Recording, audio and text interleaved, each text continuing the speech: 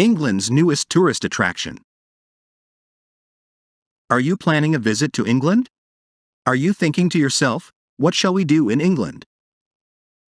Are there any really special places that we must go to when we are there? You are? Good. Then this podcast is for you. When you are in England, you could visit the Tower of London. But everyone visits the Tower of London. Or you could spend a day in Stratford-on-Avon, where Shakespeare was born. But everyone goes to Stratford.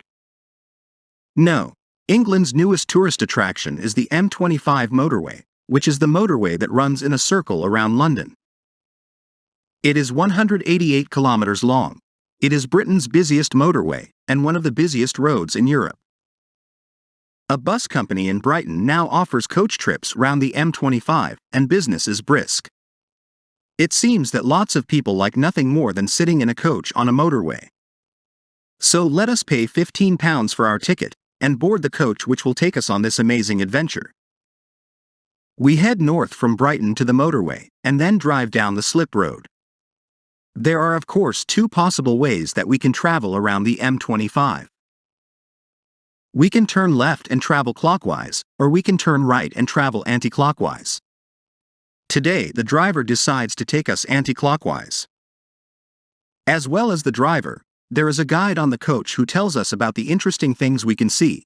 Things like junctions and road signs.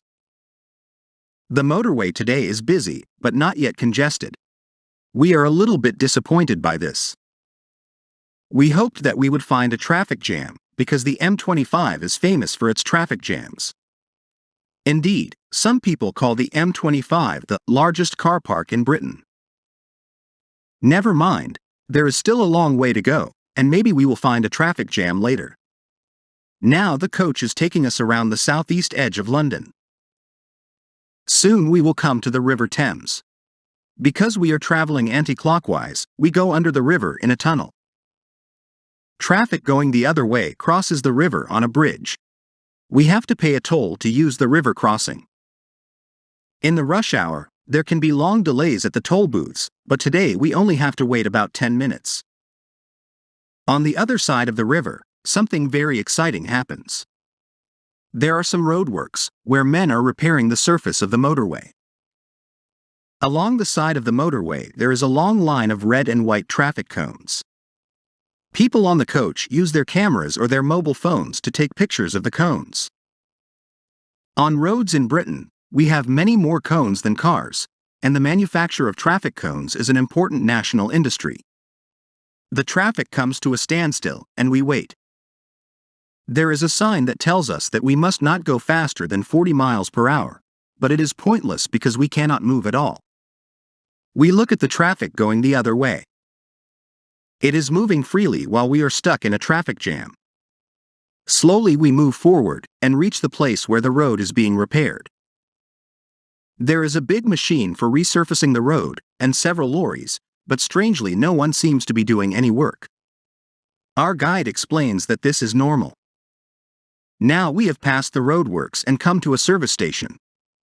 The coach pulls in, and we all get out to go to the toilets and to queue for cold coffee and rubber sandwiches in the cafe. After our break, we travel down the busy western section of the motorway. Here the traffic is nose to tail, and there are special speed limits and speed cameras which photograph your car if you drive too fast. We pass Heathrow Airport and the passengers take out their cameras again, to photograph a plane that is flying low over the motorway as it comes in to land. And then, the highlight of our tour. Signs over the motorway tell us that there has been an incident. An incident means, simply, something which has happened. Generally, we use it to mean something unusual or unpleasant. Incident is the sort of word which the police use when they don't want to tell us anything. So, what sort of incident could it be? An accident involving 3 lorries and 20 cars, perhaps? Or a gunfight with a gang of armed criminals? Or a cow, which has escaped from its field and run onto the motorway? But when we reach the incident, there is nothing to see but a broken-down lorry and a police car. Then we turn off the motorway, and soon we are back in Brighton. The passengers say thank you to our driver and our guide, and get off the coach to be greeted by their families and friends who are waiting for them. Our adventure by coach around the M25 has taken us only 4 hours, but we will carry the happy memories with us for the rest of our lives.